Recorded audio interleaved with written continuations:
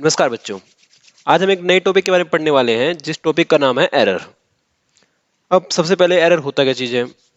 Error, the difference between the true value and the measure value is called an error. अब इसमें देखो दो term है यार, एक ट्रू वैल्यू और एक मेजर वैल्यू। ट्रू वैल्यू मतलब क्या?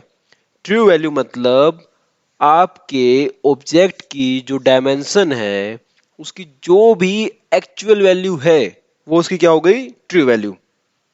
तो फिर मेजर वैल्यू क्या हुआ? मेजर वैल्यू मतलब आपके ऑब्जेक्ट की जो भी डायमेंशन है जो आपने मापी है अपने स्केल से या किसी भी इंस्ट्रूमेंट से, वो आपकी क्या हो गई? Measure value. थोड़ा एक एग्जांपल से और भी क्लियर कर देते हैं। देखो, मान लो ये मेरा एक ऑब्जेक्ट है, ठीक है? अब मैं बोलता हूं इसकी एक्चुअल वैल्यू है 4.5 मीटर। किसकी? इसकी लेंथ की। ठीक है भाई, तो ये तो मेरी क्या हो गई? इसकी ट्रू वैल्यू हो गई। अब मैं आपको बोलता हूं एक काम कर यार, तो अपना स्केल उठा और जाके इसकी लेंथ माप के आ।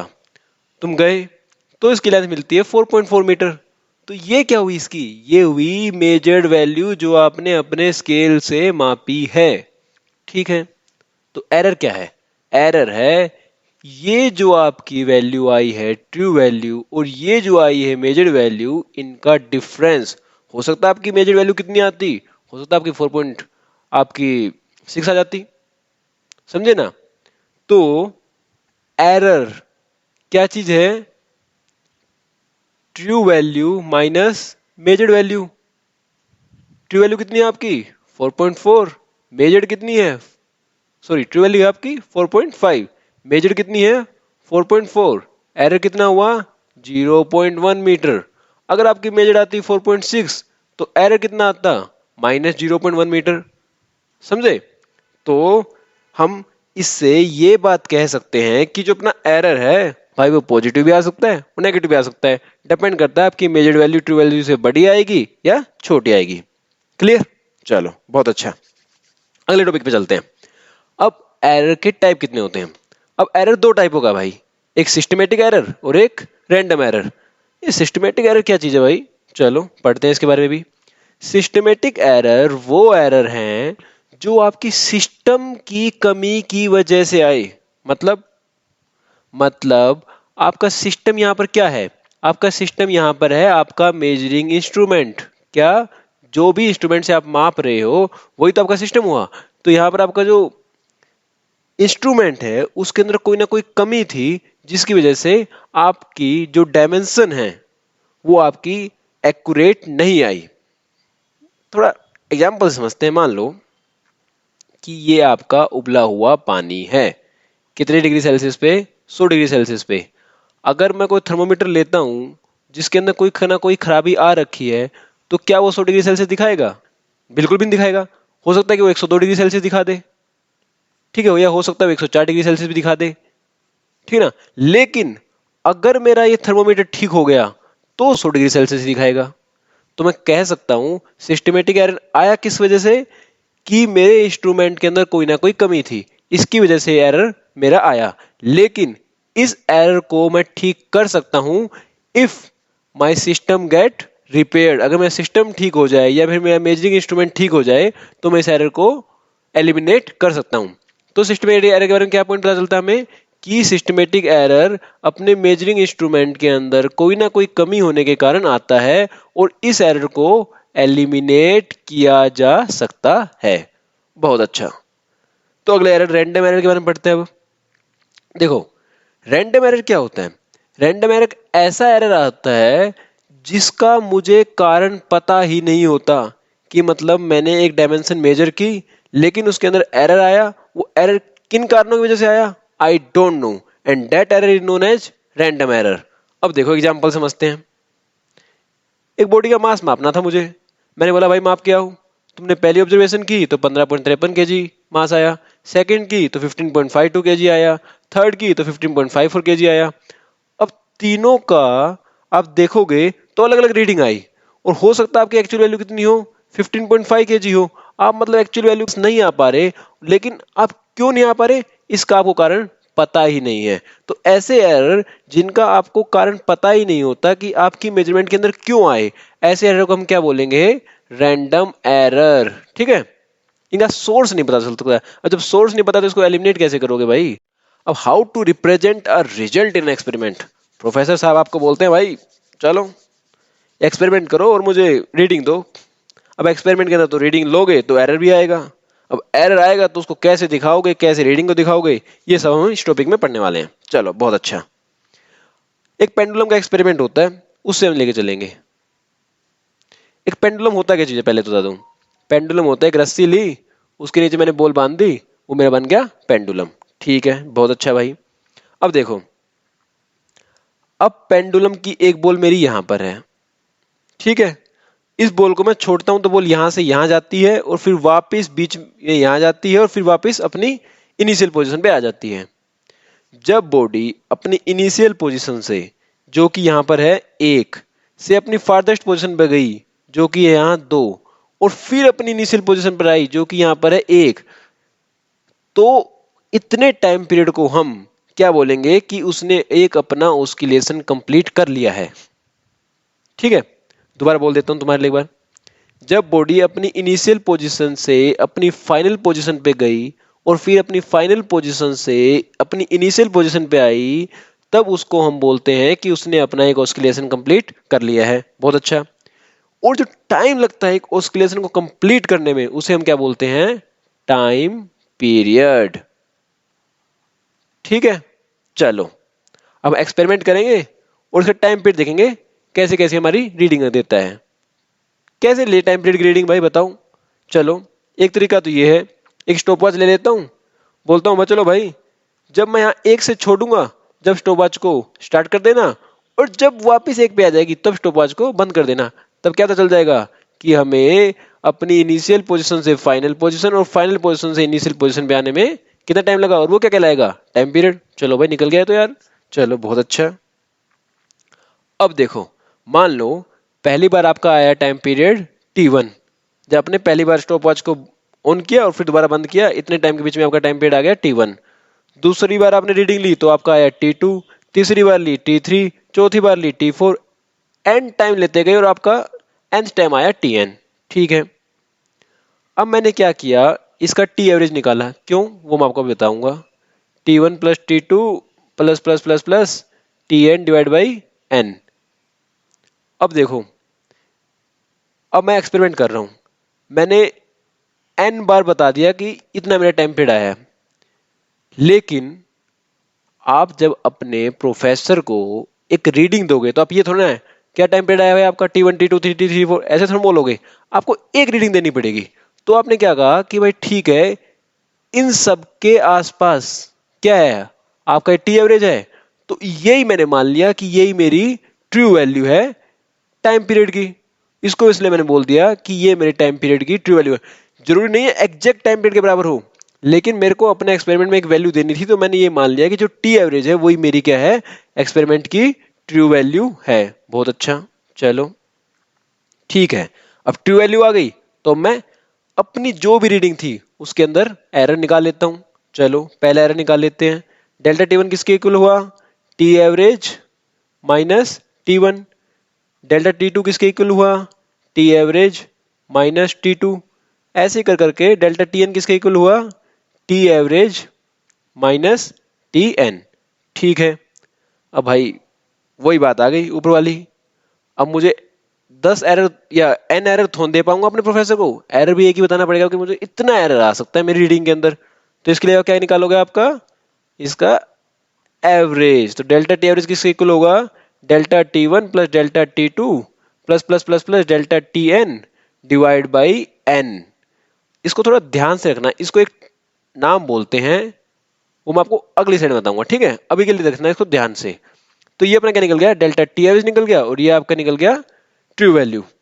अब अपना रिजल्ट कैसे दोगे अपने प्रोफेसर को, आप कहोगे कि सर मेरा टाइम पीरियड आया है टी एवरेज कि इतना तो उसकी ट्रू वैल्यू है, मतलब उतनी तो मैंने जो रीडिंग मापी इतनी तो उसके अंदर उसकी वैल्यू आई, लेकिन इस वैल्यू के अंदर एरर आने की उम्मीद भी है मुझे, और जिसकी वैल्यू है डेल्टा टी एवरेज।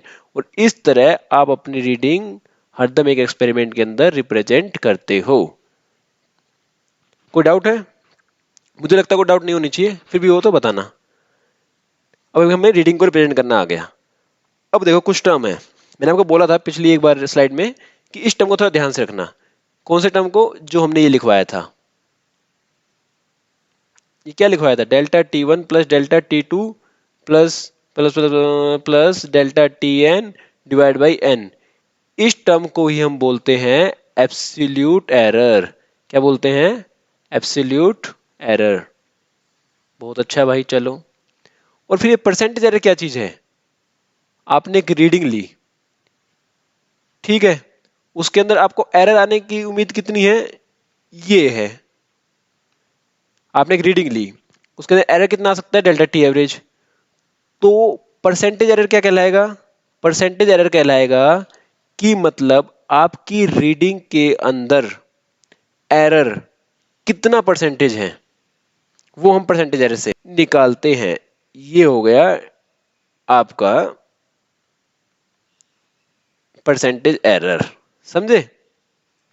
इसको ना थोड़ा और डेफिनेशन और क्लियर करते हैं यार, ठीक है।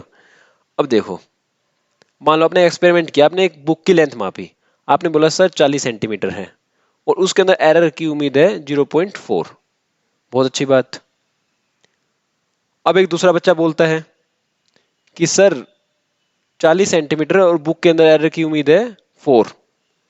तो पहले के अंदर मैंने परसेंटेज एरर निकाला तो इसकी वैल्यू आई 10%। दूसरे के अंदर मैंने परसेंटेज एरर निकाला तो इसकी वैल्यू आई, सॉरी, इसके अंदर आई 1% और इसके अंदर आई 10%। अब 40 सेंटीमीटर की बुक की लेंथ है, उसमें आप बोलो कि मेरा 4 एरर की उम्मीद है, मतलब मेरी लेंथ 40 सेंटीमीटर की बुक में मेरी लेंथ 44 सेंटीमीटर या फिर 36 सेंटीमीटर इसके बीच में हो सकती है। और एक आप बोलते हो कि मेरी लेंथ 39.6 या फिर 40.4 सेंटीमीटर बीच में हो सकती है। तो ज्यादा एक्यूरेट किसके अंदर रिजल्ट दे रहे हो आप? ऑफ कोर्स इसके बाद के अंदर दे रहे हो ना। आपने बता दिया बस ये इतनी छोटी सी रेंज है, इसके अंदर मेरा रिजल्ट आएगा। तो मतलब एक बात तो मुझे समझ में आ गई कि जितना मेरा डेल्टा टी छोटा होगा, डेल्टा टी मतलब यहां पर क्या है? 0.404। जितना मेरा डेल्टा टी छोटा होगा उतना ही मेरा एक्सपेरिमेंट एक्यूरेट होगा। समझे ना? चलो, बहुत अच्छी बात। तो इस बात को मैं लिख सकता हूं ना, less the value of error more accurate the experiment, more accurate experiment. ठीक है, बहुत अच्छी बात। अब अपना टॉपिक है एरर ऑपरेशंस। एरर ऑपरेशंस है कि मान लो आपके पास दो रीडिंग है। एक रीडिंग है आपके पास a प्लस डेल्टा ए और दूसरी रीडिंग आपके पास b प्लस डेल्टा बी। अब मैं आपको बोलता हूं कि आपको इन दो रीडिंग को ऐड करना है। तो एक रीडिंग के अंदर भी एरर है, दूसरी रीडिंग के अंदर एरर है, तो उन एरर को मैं ऐड कैसे करूंगा, या मैं बोलता सब्ट्रैक्ट करना है तो सब्ट्रैक्ट कैसे करूंगा, या फिर मल्टीप्लाई कैसे करूंगा, ये सब हम पढ़ेंगे एरर ऑपरेशन वाले टॉपिक के अंदर। चलो स्टार्ट करते हैं। फिर मैं आपको एक यूनिवर्सल तरीका बताऊंगा कि मतलब कैसे कोई भी हो, प्लस हो, माइनस हो, मल्टीप्लाई हो, कैसे एक ही प्रोसेस फॉलो करना है और वही हमें एग्जाम के अंदर लगा देना है। लेकिन उससे पहले कुछ समझते हैं। देखो, मान लो एक आपकी रीडिंग है 7, इसको ये नहीं मान लेते, एक आपने रीडिंग ली, फर्स्ट रीडिंग एक किताब की लेंथ की, आपने बोल दिया 7 प्लस माइनस 0.5 सेंटीमीटर। आपने सेकंड रीडिंग ली दूसरी किताब की किसी की, और आप बोलते हो कि सर उसकी लेंथ है 8 प्लस माइनस 0.5 सेंटीमीटर। अब मैं कहता हूँ ठीक है, आपने दोनों किताबों की रीडिंग ले चुके हो आप, अब मुझे ना दोनों किताब की जो लेंथ है उनका सम बता दो। तो आप क्या करोगे? सिंपली ऐड कर दोगे। इधर से तो हो गया 15 सेंटीमीटर, लेकिन अब इनको कैसे ऐड करोगे,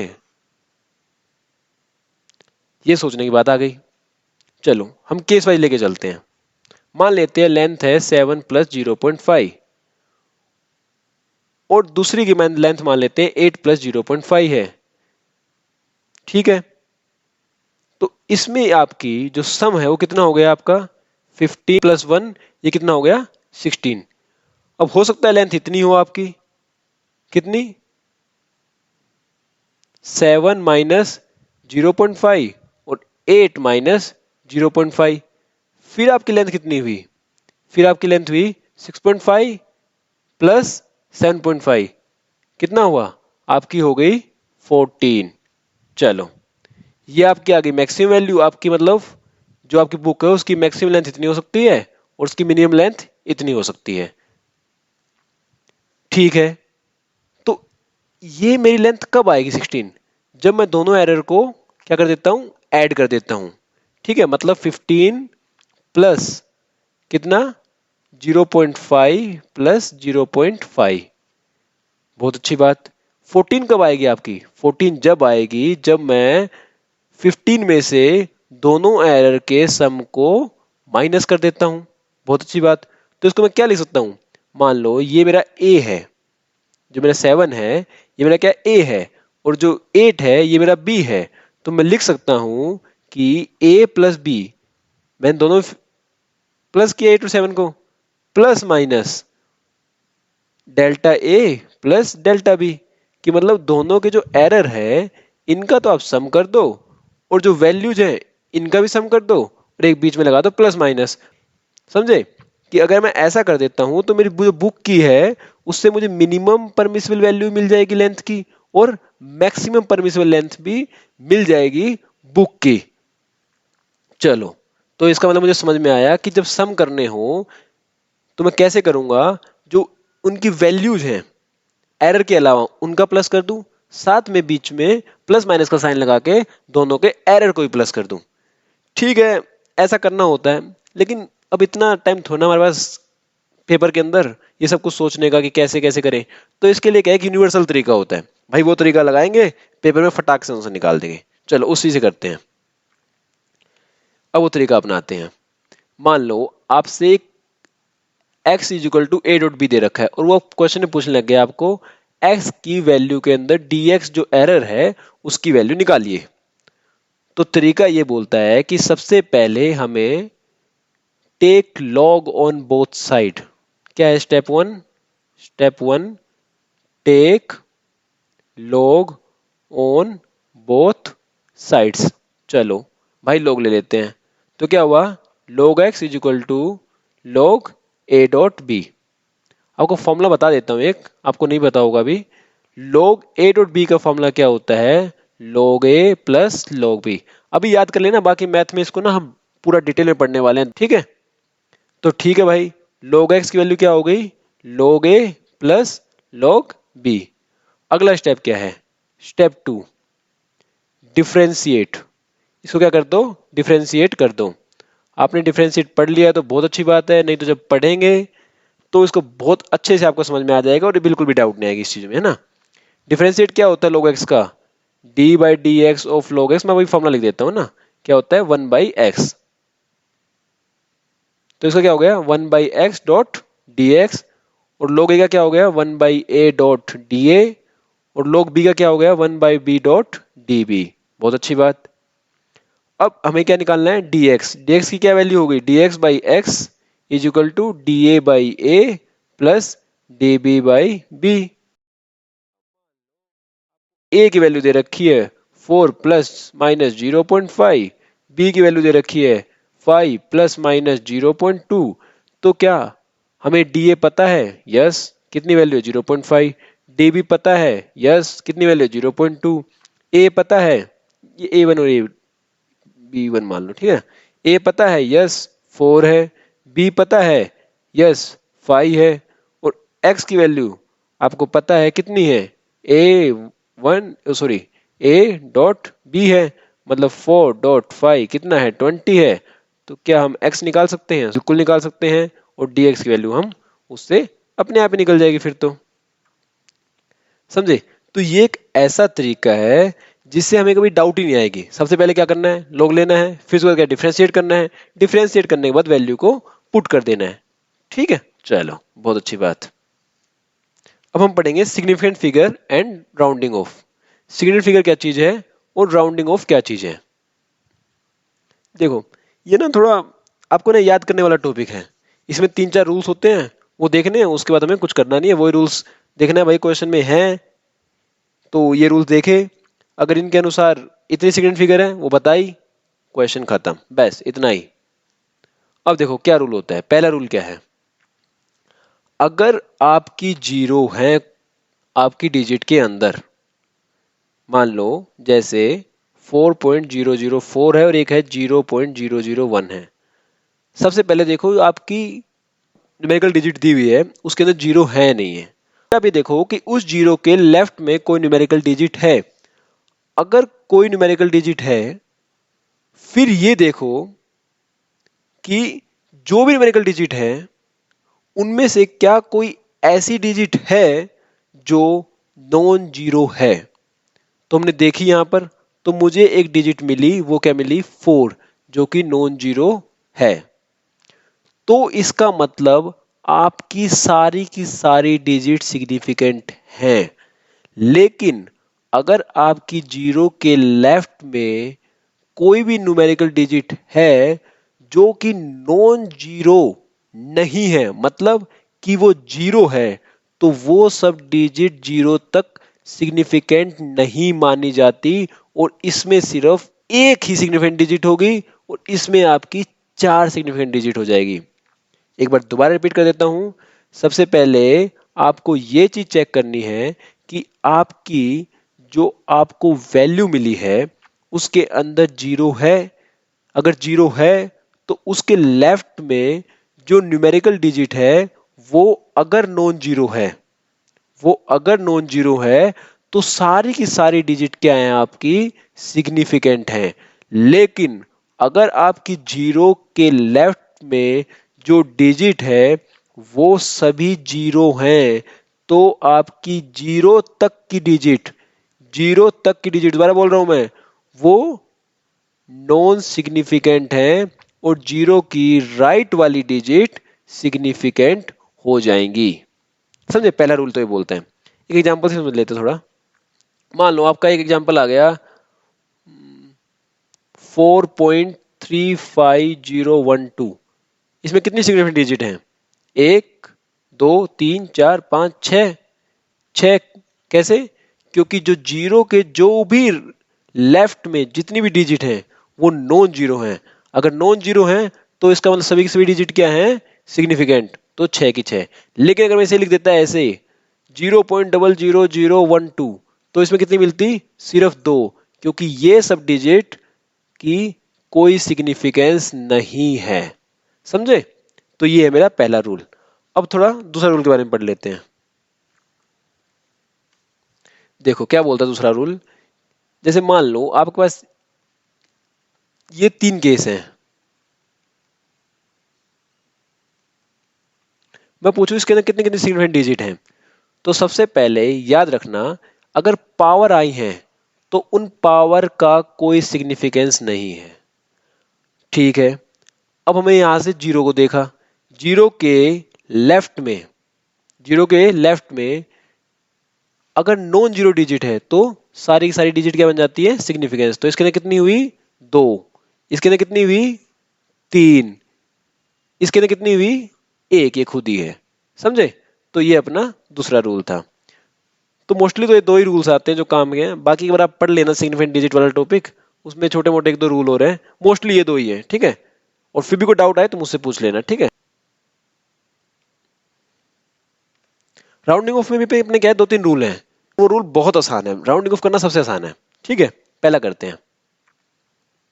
मान लो आपके पास एक डिजिट है 4.785, ये डिजिट है आपके पास।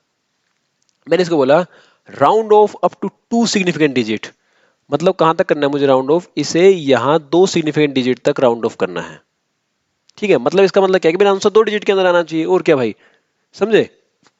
तो इसके लिए क्या करना है, आपको जहां तक भी राउंड ऑफ करना है उसके बाद वाली डिजिट देखनी है। आपने देखी 85, ठीक है भाई, मैंने लिख लिया 85। अब 85 कहां से कहां लाई करना है फिर ये देखना है।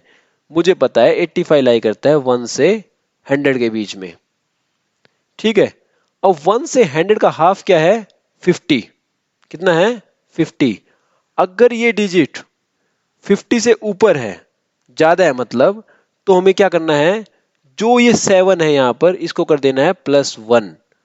अगर ये डिजिट आपकी 50 से कम है, मान लो यहाँ 45 होता, मतलब आपका 4.745 होता, तो हमें इसको 7 को जैसा है वैसा का वैसा ही रखना है।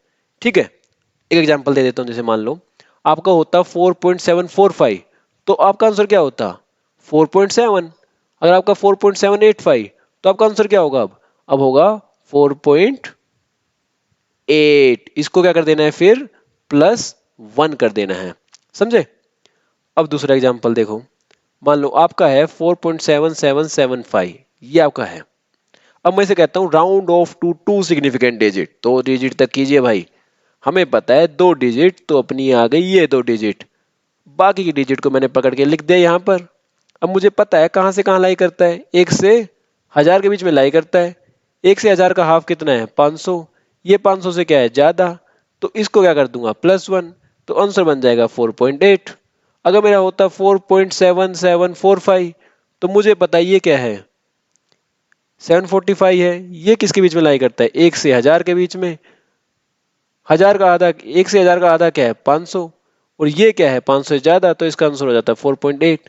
लेकिन अगर 4.7445 होता तो आंसर क्या आता 4.7, बिकॉज 445 कम है किससे 500 से, समझे। ये एक तरीका है राउंड ऑफ करने का, यही तरीका अपनाना है आपको। ठीक है, अब हम दूसरा सोचते हैं। अगर मान लो इसमें तो क्या मिला हमें हमें 4.7445 मिल गया। अब अगर ऐसा होता कि 4.7500 मिल जाता, तो फिर हम क्या करते।